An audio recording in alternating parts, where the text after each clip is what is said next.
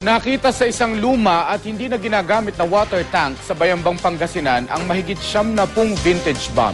Nababad sa tubig ang mga bomba pero ayon sa mga otoridad, posible pa rin sumabog ang ilan sa mga ito. Makibalita tayo kay Roland Umangay ng GMA Dagupan. Nakuha ang 74 na vintage bomb na ito sa loob ng isang lumang water tank sa Barangay Zone 6, Bayambang Pangasinan. Kabilang dito ang 280mm mortar, 10 MK2 grenade, isang smoke grenade at 81 fragmentation grenade. Nakuha rin ang ilang kinakalawang ng firing pin at safety lever ng mga granada. 20 sa mga granada, nakakabit pa ang pin at posible pa raw sumabog. Nasa ilalim kasi ng water tank yon, siguro nababasa yung mga granada. Nagkakaroon ng doon ng tubig. So yung iba doon sa tagal na nakababad na-deteriorate na yung granada.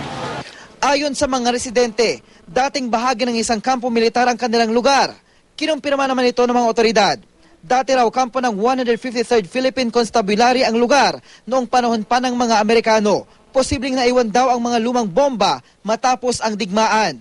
Itong dito, tangke, pinagkakuanan nila yung mga baril dyan. Baril, lahat-lahat nandyan. Armory? Dating armory po yan? Oo. Ngayon, alam niyo po ba na meron pang naiwan pang mga granada dyan? Hindi po namin alam kasi nakatago yan, nakalakpa yan eh. May pintuan yan dati. Dahan-dahang inilabas ng mga tauhan ng Explosive Ordnance Division ng PNP Pangasinan ang mga pampasabog. Dinala ang mga ito sa kanilang tanggapan.